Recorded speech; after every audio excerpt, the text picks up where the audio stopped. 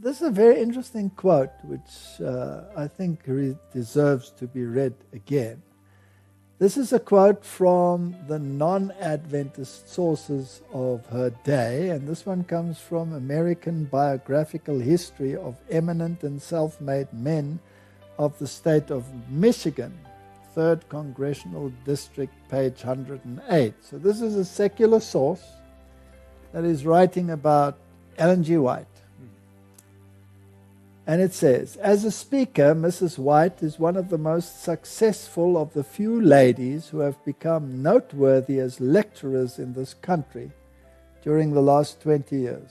Constant use has so strengthened her vocal organs as to give her voice a rare depth and power. Now, Martin, my experience is that constant use wears out the voice. Exactly. Well, if you take yourself, how did you struggle when you had all those speaking appointments, all that? The voice would go. It will go.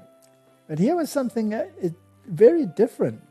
Well, I must also just bring in, sometimes you didn't have a voice, but you got a voice when you went on to speak. Yes, and you can practice your voice, and you can speak correctly, and you can learn all of these things.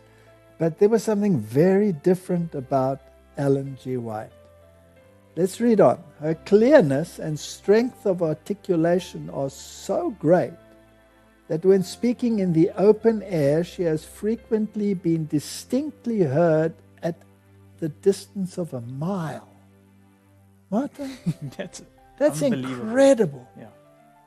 When speaking in the open air, she has been heard for a distance of a mile. Her language, though simple, is always forcible. When inspired with her subject, she is often marvelously eloquent, holding the largest audiences spellbound for hours without a sign of impatience or weariness. Now, Martin, this was a frail woman who was relatively short and sickly. Now, this is also done. There were no speakers or amplifiers. No loudspeakers. No. The subject matter of her discourses is always of a practical character, bearing chiefly on the fireside duties, the religious education of children, temperance, and kindred topics. On revival occasions, she is always the most effective speaker. She has frequently spoken to immense audiences in large cities on her favorite themes and has always been received with great favor. On one occasion in Massachusetts, 20,000 persons listened to her with close attention for more than an hour. Martin, speaking to 20,000 people in open air, because there's no hall that's going to take 20,000 people, and being heard a mile away. Is that miraculous or not? I think it is definitely from God. And the help is from God to be able to. Only God can do that. So the voice rises above, and often she had to speak over opposition. Yes. And people screaming. And her voice would rise and go over all of them, and everybody could plainly hear what she was saying in spite of opposing noises. And then, of course, you have many, many quotes on her character and her life, etc. But this is just one to show that this is something supernatural. And it's either from God or it's from the devil. And there's one way to find out. Is it in harmony with the word? That's it.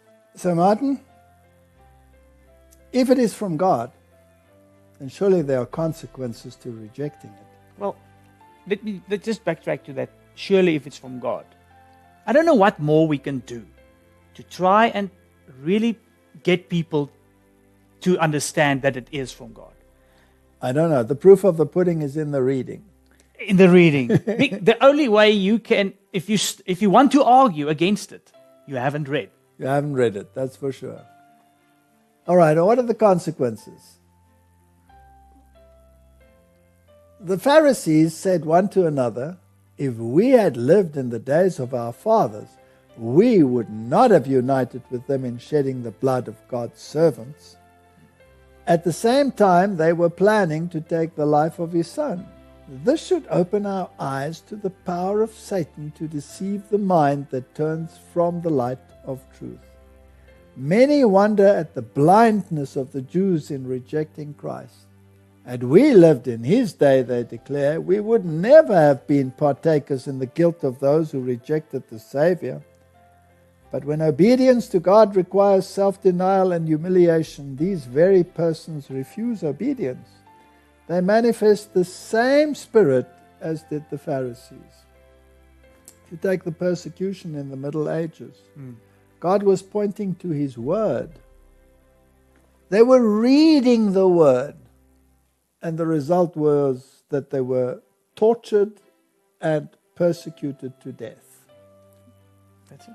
Same thing. And if you want to take it a step further, then some of the people that reformed and got people out of that also started persecuting some other people. So they were also not doing what the Bible is saying.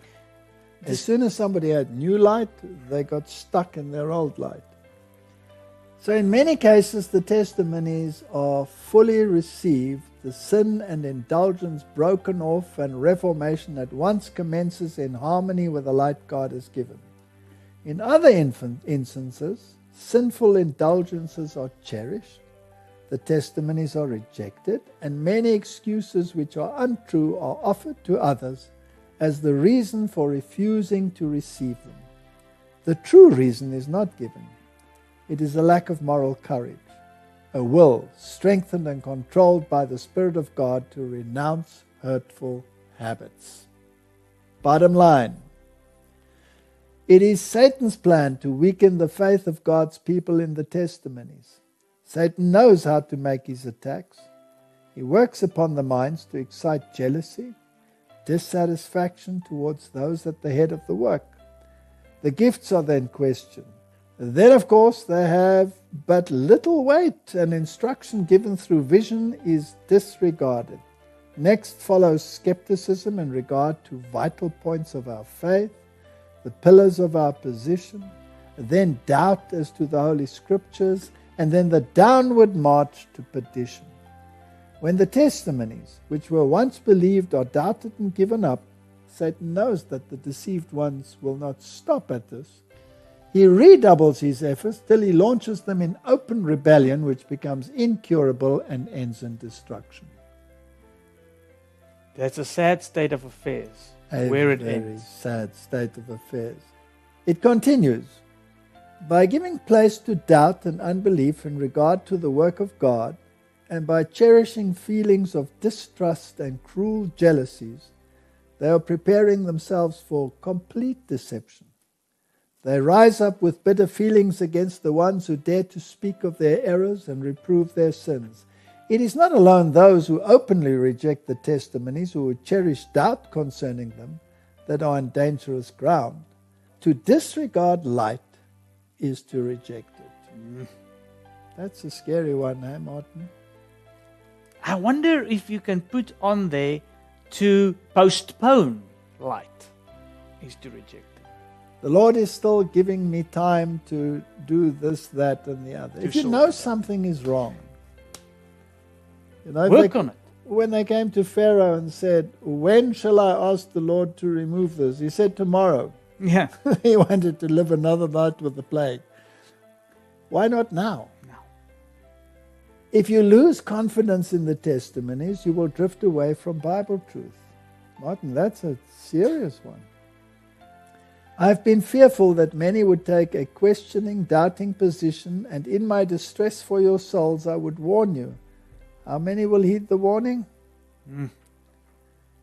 Many who have backslidden from truth assign as a reason for their course that they have not faith in the testimonies. The question now is, will they yield their idol which God condemns, or will they continue in their wrong course of indulgence and reject the light God has given them, reproving the very things in which they delight? The question to be settled with them is, Shall I deny myself and receive as of God the testimonies which reprove my sins? Or shall I reject the testimonies because they reprove my sins? Martin, I wonder how many people like this one. I don't think they read it. I think They, just you see, put it away. the thing is, when you know something, for instance, if you know a book is going to tell you your faults, how likely, if you don't have the attitude that you said your wife had, but you're more likely have the attitude that you used to have, are you going to pick up that book and read it? You see, I picked up Desire of Ages. Oh, yes. And I read that. And I was a changed man. Yeah, because that's beautiful. That's My wife picked up Counsels on Diets and Food. So you see, but both is written in the same, instructed by the same loving God. Correct. Now, she would have probably greatly benefited from Desire of Ages, as I did. But I couldn't do it that way around. So God said, you read that one. You must first. She reads that one. And then she will irritate you to the point where you say, give me that book. Because the more you read the one to see God's character in Desire of Ages, the more you're struggling to see, well, how can he then get this book to be written? And that's why, like you mentioned, Martin Luther, Yes. where mercy and justice meet each other. That's about the same with this. So God in His mercy said, read Desire of Ages from the same author, and then Counsels on Diets and Food. And then I would say, okay, all right, let's try this. All right, neglect of the testimonies.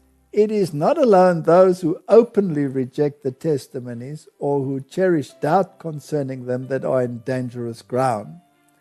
To disregard light is to reject it. Some of you, in words, acknowledge reproof, but you do not in the heart accept it. You go on the same as before, only being less susceptible to the influence of the Spirit of God, becoming more and more blinded, having less wisdom, less self-control, less moral power, less zeal, and relish for religious exercises. And unless converted, you will finally yield your hold upon God entirely. You have not made decided changes to your life when reproof has come, because you have not seen and realized your defects of character and the great contrast between your life and the life of Christ. So when Christ says something and you realize it is truth, when should you adopt it? Next week? Next month? Next year? No, immediately start working on it right from there and ask God to help. That's the most important thing. I cannot do this by myself, Lord. Help me to do this. Surrender to Him. That's the only way you're going to overcome anything, is because He is establishing it inside of you. Now, how is it possible, Martin, that if you start out resenting what you are being told to do, Yes. that looking back to that time, I cannot understand that I could have been so foolish. Because now that which I resented is to me a delight, and that which I clung to is to me an abomination. That's the way it's supposed to be. But now what happens is you display or downplay the importance of this right now. Then you get it exactly what she's talking about here. Less zeal, less everything. And then you actually develop a very hard stance that I'm not going to change anymore. I'm not going to change. So what do your prayers amount to while you regard iniquity in your hearts? Unless you make a thorough change, you will not far hence, become weary of reproof, as did the children of Israel, and like them you will apostatize from God. That's a very serious claim. And they eventually said, wish we had died in the wilderness. God said, okay, I'll let you die in the wilderness. You know, they counted them from 20 years up, right? 20 years up. And He said, not one of those 20 years up would enter into the promised land except Caleb and Joshua, right? That means, Martin, they wandered in the wilderness 40 years. Actually, 2 were already gone, 38 years. Right? Yeah. 38 years plus 20. That makes it 58.